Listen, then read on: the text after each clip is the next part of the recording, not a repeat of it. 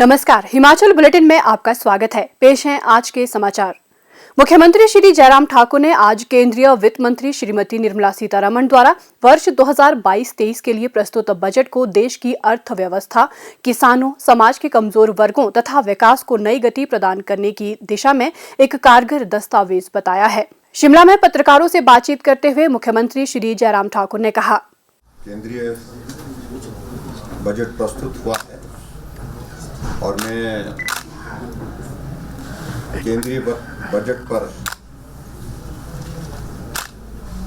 वित्त मंत्री श्रीमती निर्मला सीतारमण जी को बहुत बहुत बधाई देता हूँ, क्योंकि यह बजट बहुत चीज़ों में आज से पहले जो बजट प्रस्तुत किए गए हैं उनसे हट करके है। बहुत सारे इनिशिएटिव्स नए लिए गए हैं और सबसे बड़ी बात यह है कि प्रमुख रूप से इसमें जो हमारा आधारभूत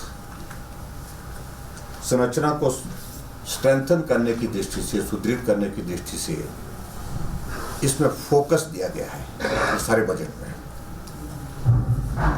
और आज के इस दौर में जिसकी बहुत बड़ी एक आवश्यकता भी महसूस हो रही थी, मैं आदरणीय प्रधानमंत्री जी को बधाई देना चाहूँगा और केंद्रीय वित्त मंत्री जी को कि बहुत बेहतरीन बजट प्रस्तुत करने के साथ साथ में पूरे देश के हर प्रदेश का,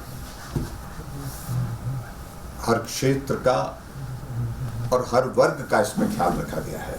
जहां पूरे देश भर में इस बजट की सराहना हुई है, इसका अभिनंदन हुआ है, वहाँ मैं हिमाचल प्रदेश की जनता की ओर से भी इस बजट का बहुत बहुत अभिनंदन करता हूँ। सबसे बड़ी बात, पहली बात अगर मैं शुरू करूँ इसमें, तो प्रमुख रूप से इसमें जो प्रधानमंत्री गति शक्ति के माध्यम से, चाहे वो सड़कों की बात है, चाहे वो रेलवे नेटवर्क की बात है,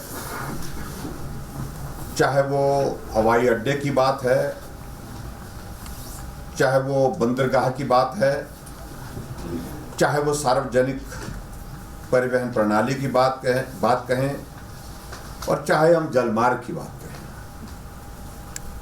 सभी चीज़ों को, सभी इन जो हमारे ट्रांसपोर्टेशन के जो माध्यम हैं उनको मजबूती देने की दिशा में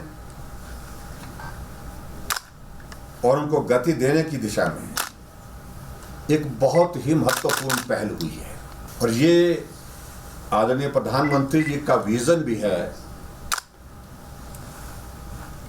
कि जितनी हम कनेक्टिविटी को स्ट्रेंथन कर सकते हैं तो ये देश के और प्रदेश के डेवलपमेंट में बहुत बड़ा कंट्रीब्यूशन देती है, बहुत बड़ा योगदान देती हैं जब आपकी कनेक्टिविटी इंप्रूव होती है। और मुझे इस बात को लेकर के भी प्रसन्नता है कि जो पूंजीगत व्यय बढ़ाने के लिए राज्य के लिए अतिरिक्त केंद्रीय सहायता में चालू वर्ष में जो बजट प्रावधान 5,000 करोड़ रुपए का था, उसमें भी बहुत बड़ी एक वृद्धि की गई है। और प्रदेश के लिए, हमारे हिमाचल प्रदेश के लिए उसमें विशेष तौर से चालू वित्तीय वर्ष में केंद्र सरकार के माध्यम से अतिरिक्त केंद्रीय सहायता के रूप में 600 करोड़ रुपए हमें हासिल हुए हैं। और ये वो राशि है जो 50 वर्ष के लिए ब्याज मुक्त जो है वो उसको दिया जाता है, जो हिमाचल प्रदेश के लिए एक बहुत बड़ी राहत है। 400 करोड़ रुपए पहले दिया गया था और वित्त मंत्री जी से हमने,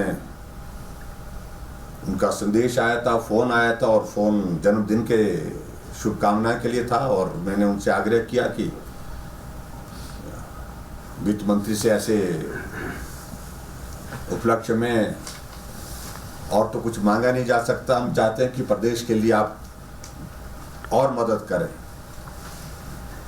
उस वक्त उनने कुछ नहीं कहा, लेकिन उसी दिन उनने 200 करोड़ रुपए स्वीकृत किया, जिसकी जानकारी मुझे रात को मिली और मैंने उनका आभार व्यक्त किया उस बात के लिए।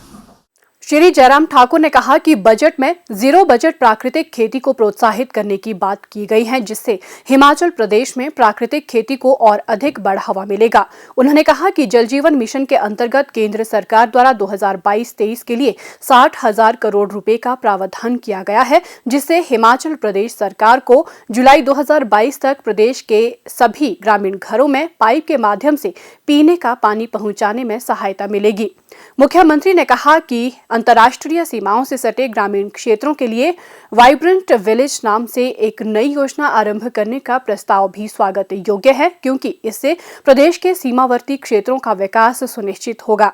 उन्होंने केंद्रीय वित्त मंत्री का पहाड़ी राज्यों में रोपवे बनाने के लिए केंद्रीय सहायता से एक नई योजना पर्वतमाला आरंभ करने के लिए आभार व्यक्त किया। उन्होंने इस बजट में वन स्वीकृतियां शीघ्र प्रदान करने के उद्देश्य से विशेष सुविधा आरंभ करने की वित्त मंत्री की घोषणा का भी आभार व्यक्त किया। उन्होंने कहा कि इससे प्रदेश में वन स्वीकृतियों के कारण लंबित विकासात्मक योजनाओं को शीघ्र आरंभ करने का मार्ग प्रशस्त होगा।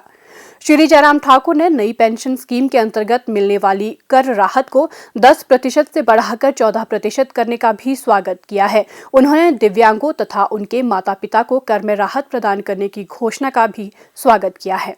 मुख्यमंत्री ने उज्ज्वला योजना के अंतर्गत 1 करोड़ नए लाभार्थियों को 2022-23 के दौरान लाभान्वित करने के प्रस्ताव का भी स्वागत किया है। उन्होंने कहा कि कृषि वानिकी एवं निजी वानिकी में अनुसूचित जाति एवं अनुसूचित जनजाति के लाभार्थियों के लिए विशेष सहायता का प्रावधान भी सराहनीय है। श्री जयराम ठाकुर ने कहा कि 2022-23 के लिए प्रस्तुत बजट आगामी 25 वर्षों के लिए एक ऐसा दस्तावेज है जिसके माध्यम से ये सुनिश्चित किया जा सके कि आगामी वर्षों में विकास को इस प्रकार गति मिले कि इससे होने वाले लाभों से कोई भी व्यक्ति वंचित न रहे तथा देश के सभी क्षेत्रों के लोग विकास की इस प्रक्रिया में भागीदार हों। मुख्यमंत्री श्री जयराम ठाकुर ने जिला सिरमौर में विभिन्न विभागों के अधिकारियों के साथ क्षेत्र के विभिन्न विकासात्मक कार्यों की प्रगति की समीक्षा के लिए आयोजित बैठक की अध्यक्षता की। उन्होंने अधिकारियों को राष्ट्रीय उच्च मार्ग 707 के पांवटा साहिब गुम्मा फेडिज अनुभाग के निर्माण कार्य को गति प्रदान करने के निर्देश दिए हैं, ताकि इसे जल्द से जल्द राज्य के लोगों को समर्पित किया जा सके। बैठक में अवगत करवाया गया कि राष्ट्रीय उच्च मार्ग 707 का निर्माण कार्य 4 पैकेज में विभाजित किया गया है और पैकेज 4 के अंतर्गत श्री क्यारी से गुम्मा भाग का कार्य तीव्र गति से किया जा रहा है। ये अवगत करवाया गया कि लगभग 10 करोड़ रुपए की मुआवजा राशि वितरित की जा चुकी है और शेष राशि का वितरण भी शीघ्र ही कर दिया जाएगा। मुख्यमंत्री ने भारतीय प्रबंधन संस्थान धौलाकुआं के कार्य की प्रगति पर संतोष व्यक्त किया और अधिकारियों को इसके कुछ भाग का कार्य इसी वर्ष अगस्त माह तक पूर्ण कर इसे हस्तांतरित करने के निर्देश दिए, ताकि इसे क्रियाशील किया जा सके।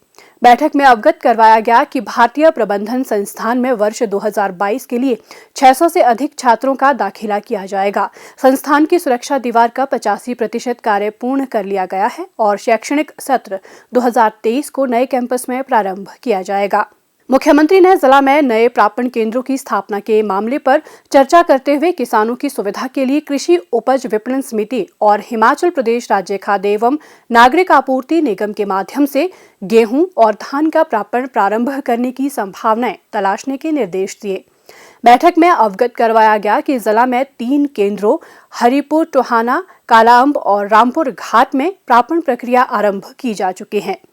स्वास्थ्य एवं परिवार कल्याण विभाग द्वारा दोपहर 2 बजे जारी बुलेटिन के अनुसार प्रदेश में कोरोना संक्रमण की जांच के लिए आज 841 लोगों के सैंपल लिए गए, जिनमें से 343 लोगों की रिपोर्ट नेगेटिव पाई गई है, जबकि 392 लोगों की रिपोर्ट आना बाकी है। अभी तक 43,12,155 लोगों की जांच की जा चुकी है, जिनमें से 40,40,042 सैंपल की जांच नेगेटिव पाई गई है।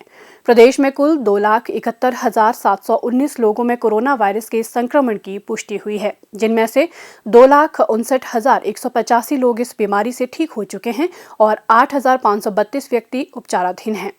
हिमाचल बुलेटिन देखने के लिए सब्सक्राइब करें YouTube channel IPR Himachal, follow करें ट्विटर @DPRHP, लाइक करें Facebook page information and public relations department Himachal Pradesh, visit करें वेबसाइट www.himachalpr.gov.in। इस अंक में इतना ही। कल फिर होगी मुलाकात। दीजिए इजाजत। नमस्कार।